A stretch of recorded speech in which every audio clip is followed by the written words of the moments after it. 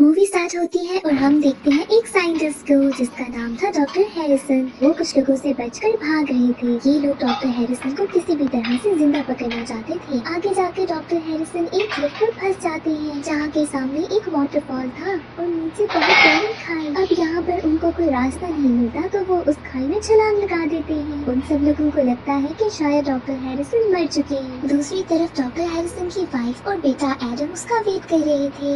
अब 12 साल के बाद की स्टोरी दिखाई जाती है जहाँ पर एडम बड़ा हो चुका है। वो स्कूल जाता है जहाँ पर उसको बहुत ज्यादा बुली किया जाता है। हम देखते हैं कि क्लास में एक लड़का टोनी अपने दोस्तों के साथ एडम के बालों में च्युइंगम लगा देता है। एडम को बहुत गुस्सा आता है और वो वॉशरूम जाता है ताकि इसको अपने बालों से निकाल सके। शीशे में अपनी ऐसी हालत देखकर एडम को बहुत ज्यादा गुस्सा आता है। अचानक से उसके पाँव बहुत बड़े हो जाते हैं और जूते फट जाते हैं। वो यहाँ से घबरा कर निकलता है और अपने पाँव को टॉयलेट पेपर से कवर कर लेता है। हॉलवे में उसको अचानक से कुछ अजीब महसूस होता है। उसकी सुनने की पावर बहुत स्ट्रॉन्ग हो गई थी। हर आवाज उसे बहुत तेज लग रही थी। इस सब से घबरा कर वो बास्केटबॉल कोर्ट चला जाता है। वहाँ पर जाकर एडम देखता है कि अब उसके पाँव बिल्कुल नॉर्मल हो गए हैं। वहाँ पर टोनी फिर से अपने दोस्तों के साथ आकर एडम को बहुत तंग करता है। अब खैर इस सब के बाद एडम घर वापस जाता है जहाँ पर वो थोड़ा उदास भी था। उसकी मॉम उससे पूछती है कि क्या हुआ। वो कहता है कि बास्केटबॉल खेलते हुए मेरी हालत हो गई है। एडम की मॉम उसके बालों में से च्युइंगम निकालती है और फिर सोचती है कि इसके बालों को काट दिया जाए। खैर उसके बाल कट जाते हैं और एडम को लगता है कि अब उसके बड़े बालों की वजह से तो एटलीस्ट कोई उसका मजाक नहीं उड़ाएगा। अगली सुबह एडम जब सोकर उठता है तो वॉशरूम में जाकर देखता है कि उसके बाल फिर से वैसे ही घने और बड़े हो गए हैं। एडम बहुत हैरान होता है और गुस्से में आके खुद ही अपने बाल बहुत अजीब तरह से काट लेता है। उसकी मॉम को लगता है कि शायद गलती से कल उन्होंने ही एडम के बाल कुछ अजीब काट दिए हों। इसके बाद वो एडम के डैड की एक कैप एडम को देती है ताकि वो स्कूल पहनकर जा सके। दूसरी तरफ हम देखते हैं एक कंपनी को जिसका नाम है हेयर को। उसका ओनर ईस्टमैन कुछ क्लाइंट्स को अपनी कंपनी के बारे में बता रहा था। वो बताता है कि कैसे वो नेचुरली बालों को अच्छा बनाने के लिए एक्सपेरिमेंट्स करते हैं और यहाँ पर वो एक्सपेरिमेंट्स कर रहे हैं कि ह्यूमन डीएनए के साथ साथ एनिमल डीएनए को मिलाया जाए ताकि नेचुरली बाल बहुत खूबसूरत हो जाए। ईस्टमैन क्लाइंट से अपनी टीम के साइंटिस्ट को मिलवाता है। इसके बाद वो बताता है कि अभी एक लाइव डेमो भी दिखाया जाएगा। जिसके बाद एक इंटर्न को बुलाया जाता है और उसमें वो सीरम चेक किया जाता है। अब उसके बाल अचानक से निकल तो आते हैं जो कि बहुत ही घने और शाइनी थे, बट वो कुछ ज्यादा देर के लिए स्टेबल नहीं रहते। और यहाँ पर वो क्लाइंट्स से क्वेश्चन करते हैं तो ईस्टमैन उनको बताता है कि हम अभी भी रिसर्च कर रहे हैं और ये कामयाब हो ही जाएगा। दूसरी तरफ एडम की कंप्लेन की वजह से प्रिंसिपल ने टोनी और उसके दोस्तों को सस्पेंड कर दिया था। प्रिंसिपल एडम को अपने ऑफिस में बुलाते हैं और उसे कहती है कि स्कूल में तो कैप अलाउड नहीं है, इसको उतार दो। एडम जब कैप उतारता है तो वो फिर से हैरान रह जाता है क्योंकि उसके बाल फिर से लंबे और घने हो गए थे। इसके बाद जब एडम स्कूल से वापस जाता है तो टोनी और उसके दोस्त दोबारा से एडम को घेर लेते हैं क्योंकि वो उसको ब्लेम कर रहे थे कि तुम्हारी वजह से हम लोग सस्पेंड हुए हैं। ये लोग एडम को एक जगह पर जाकर रोक लेते हैं और उससे लड़ने लगते हैं। अब अचानक से एडम बहुत ही अमेजिंग तरीके से लड़ने लगता है और एडम खुद भी थोड़ा अमेज हो जाता है कि मैं इतनी अच्छी फाइट कैसे कर सकता हूँ। घबरा कर एडम घर वापस आता है और टोनी और उसके दोस्त एडम को फॉलो करते करते उसके घर तक पहुंच जाते हैं। जिसके बाद टोनी एक पत्थर मारकर उसके घर की विंडो को तोड़ देता है। यहाँ पर एडम उस कांच को उठाने लगता है। कोने में उसको एक छोटा सा बॉक्स मिलता है जिसको बहुत ही मुश्किल से वो जब निकालता है तो देखता है उसमें कुछ लेटर्स हैं और एक एड्रेस भी। रात को उसकी मॉम जब वापस आती है तो एडम बहुत परेशान बैठा था। जब वो पूछती है कि क्या हुआ तो एडम बताता है कि कैसे आपने सारे लेटर्स जो डैड ने भेजे थे मुझसे छुपाए हैं। वो अपनी मॉम से बहुत ज्यादा नाराज होता है। यहाँ पर वो उसे एक्सप्लेन भी करना चाहती है बट एडम कुछ भी नहीं सुनता और रात को वो उस लिखे हुए एड्रेस पे निकल जाता है। एडम को एक ट्रक ड्राइवर मिलता है जो कि एडम को उस बताए हुए एड्रेस तक छोड़ देता है। वहाँ पर हर तरफ ही जंगल था। एडम एक ऊंची सी क्लिफ पर पहुंचकर आसपास देखता है तो पीछे से उसे गुर्राने की आवाज आती है। डर कर एडम वहाँ से भागता है और हंटर के बिछाए हुए ट्रैप में फंसकर वो वहाँ से गिरता है और दूसरी रोड पर जाकर गिर जाता है। यहाँ पर तो एडम बेहोश था और हम देखते हैं एक ट्रक तेजी से एडम की तरफ आ रहा है।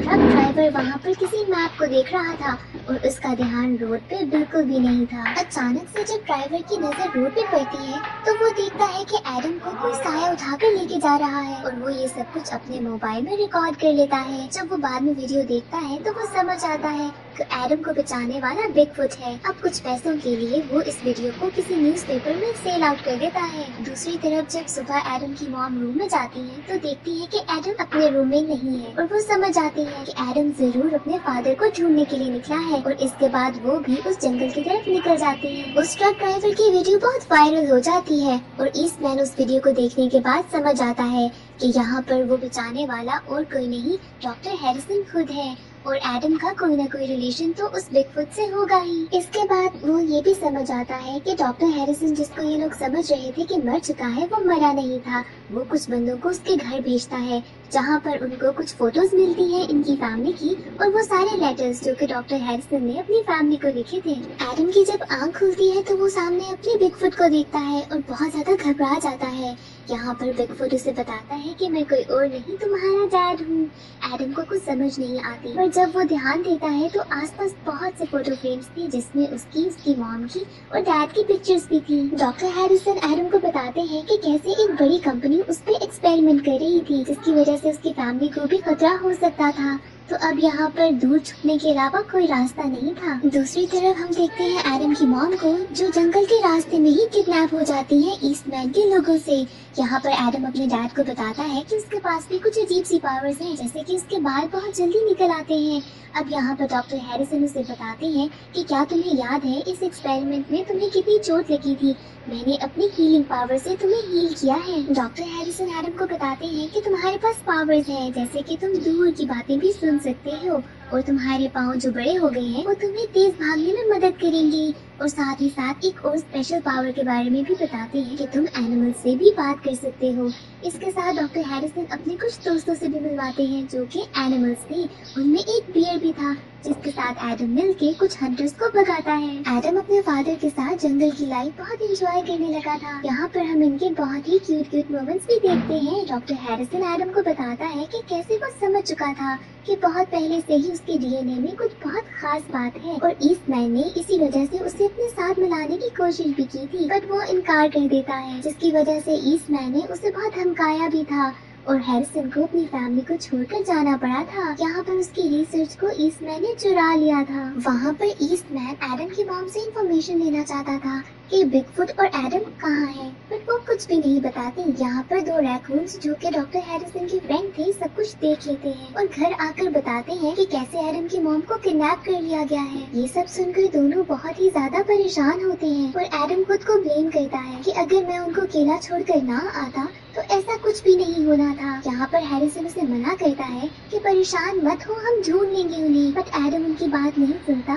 और अकेले अपनी मॉम को ढूंढने के लिए निकल पड़ता है। एडम अपनी मॉम को ढूंढने के लिए जब निकलता है तो ईस्टमैन के लोग उसे किडनैप कर लेते हैं। आखिरकार एडम अपनी मॉम से तो मिल लेता है बट ईस्टमैन उसे बहुत फोर्स करता है कि बिगफुट का एड्रेस बताओ। एडम यहाँ पर उन्हें एक गलत गाइडेंस देकर गलत एड्रेस पे पहुँचा देता है जो कि एक हॉट स्प्रिंग था। वहाँ पर वो लोग फंस जाते हैं। इसके बाद ईस्टमैन को बहुत गुस्सा आता है और वो प्लान बनाता है। वो एक जगह पर आग लगा देता है और एडम को एक कार में बंद करके वहाँ पे फंसा देता है। यहाँ पर अब डॉक्टर हैरिसन आकर एडम को बचा लेते हैं। यही सारा प्लान था ईस्टमैन का। अब एक डांट लगता है हैरिसन को और वो बेहोश हो जाता है। एडम बहुत कोशिश करता है कि किसी तरीके से अपने डैड को उठा ले बट यहाँ पर एक बहुत बड़ा जला हुआ दरख्त उन पे गिरने लगता है। डॉक्टर हैरिसन का दोस्त जो कि बियर था वो आकर एडम को तो बचा लेता है और इससे पहले कि वो डॉक्टर हैरिसन को बचाते ईस्टमैन उनको उठाकर ले जाता है। अब एडम और बाकी बिगफुट के दोस्त जो जंगल के थे वो सब मिलकर प्लान बनाते हैं कि हमें किसी तरीके से बिगफुट को बचाना होगा। ये सब उसी रेस्टोरेंट में जाते हैं जहाँ पर ईस्टमैन के लोग रुके थे। वहाँ पर उनकी बहुत सारी कार्स भी थी और ये सब एक कार में चढ़ जाते हैं। दूसरी तरफ ईस्टमैन डॉक्टर हैरिसन पे एक्सपेरिमेंट्स करने लगता है और जब वो नहीं मानता तो कहता है कि अगर तुम हमारे साथ कोऑपरेट नहीं करोगे तो तुम्हारी फैमिली बहुत ही ज्यादा खतरे में होगी। यहाँ पर वो लोग उसका डीएनए निकाल लेते हैं जिसके बाद वो फिर से एक सीरम बनाते हैं और उसी इंटर्न पर ट्राई करते हैं। इसके बाद उस इंटर्न की पूरी बॉडी हेयर से भर जाती है। ये सब देखकर तो ईस्टमैन बहुत खुश होता है। अब उस कार में एडम और बाकी सारे एनिमल्स एयरको तक पहुँच चुके थे जहाँ पर एडम अपनी सुनने की पावर को यूज करके अंदर की सारी लोकेलिटी के बारे में अंदाजा लगाता है। इसके बाद उनका एक फ्रेंड बर्ड हेल्प करता है सीसीटीवी कैमरास को खराब करने में, जिसके बाद ये सारे एनिमल्स एडम की हेल्प करते हैं कंट्रोल रूम तक जाने में। वहाँ पर वो देखते हैं कि एक कैमरा में उनको डॉक्टर हैरिसन नजर आ चुके हैं। सारे एनिमल सिक्योरिटी गार्ड से बचने के लिए एडम की बहुत हेल्प करते हैं, बट आखिर में सारे के सारे बेहोश हो जाते हैं, सिर्फ एडम ही बचता है। वो अपनी पावर से जल्दी जल्दी भागता है और उस रूम में पहुंच जाता है जहाँ पर डॉक्टर हैरिसन थे। एडम अपने फादर से कहता है कि चले यहाँ से, बट वो कहते हैं कि जाओ तुम घर वापस जाओ। एडम को कुछ समझ नहीं आती और इतनी देर में ईस्टमैन भी वहाँ पहुँच जाता है। वो एडम से कहता है कि तुम्हारे फादर अपनी मर्जी से यहाँ पर रुके हैं और हमने उन्हें जबरदस्ती नहीं रोका। एडम बहुत कंफ्यूज था। उसके फादर उसे कहते हैं कि ईस्टमैन सच बोल रहा है और मैं यहाँ अपनी मर्जी से रुका हूँ, तुम घर वापस जाओ और अपनी मॉम का ख्याल रखना।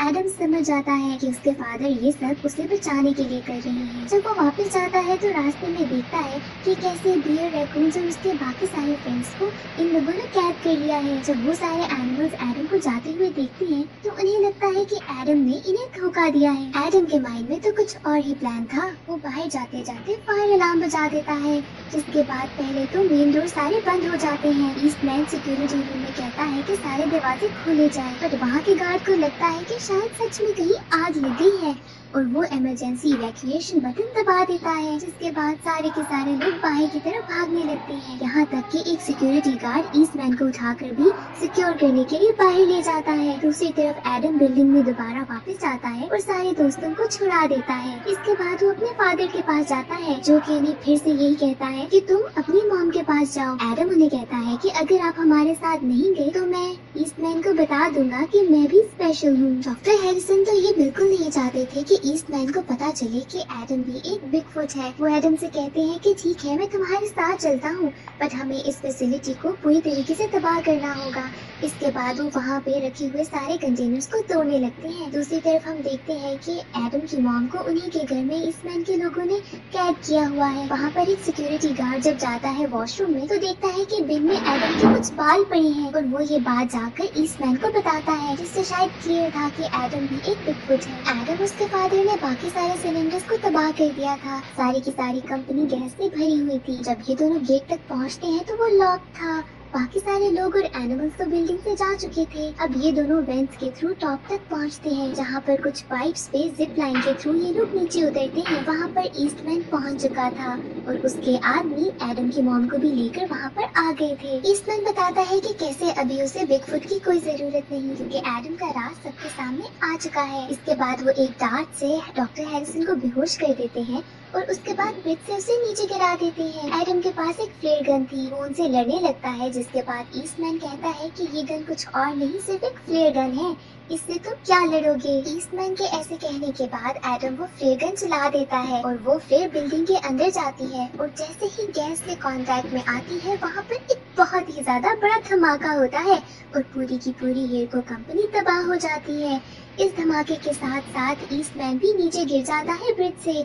इसके बाद एडम अपने फादर को ढूंढने के लिए ब्रिज से नीचे छलांग लगा देता है। एडम अपने फादर को ढूंढते हुए जब उनके पास पहुंचता है तो देखता है कि वो बेहोश है। एडम बहुत उदास हो जाता है और वो जैसे ही अपने फादर को टच करता है उसके हाथों में से भी वही हीलिंग पावर्स निकलती है। यहाँ पर एडम अपनी पूरी ताकत से हीलिंग पावर्स यूज करके अपने फादर को हील करता है। यहाँ पर ईस्टमैन भी पहुँच जाता है और वो उन पर एक गन पॉइंट करता है। यहाँ पर पहुँचती है एडम की मॉम, जो कि एक डार्ट से उस पे हमला कर देती है। यहाँ पर ईस्टमैन बेहोश हो जाता है और हम सबको पता चलता है कि ईस्टमैन तो बिल्कुल बॉस है, यानी कि गंजा, और यही रीजन था जिसकी वजह से वो बालों को लेकर इतना ज्यादा पॉसेसिव था। अब हम देखते हैं कि डॉक्टर हैरिसन यानी कि बिगफुट अपनी फैमिली के साथ रहने लगा है और जंगल के सारे दोस्त भी उनके साथ ही वहाँ पर हैं। ये सब बहुत खुश हैं और साथ ही न्यूज में पता चलता है कि कैसे ईस्टमैन को पुलिस ले गई थी क्योंकि वो इलीगल एक्सपेरिमेंट्स करता था। दूसरी तरफ एडम जब स्कूल जा रहा था तो टोनी और उसके दोस्त आके फिर से उसे तंग करने लगते हैं, पर इस बार वो अकेला नहीं था। जंगल का वो बियर आकर उसका साथ देता है। इसके बाद हम देखते हैं कि एडम अपनी क्रश एमा से मिला है, जहाँ पर वो उसके बड़े से पाँव को देखती है। एडम थोड़ा एम्बैरस भी होता है, पर वो एडम से कहती है कि तुम ऐसे ही अच्छे हो, और एडम खुश होता है कि फाइनली कोई तो है जो कि उसकी फिजिकल अपीयरेंस से परेशान नहीं है। और इसी के साथ ये बहुत ही खूबसूरत मूवी एंड हो जाती है।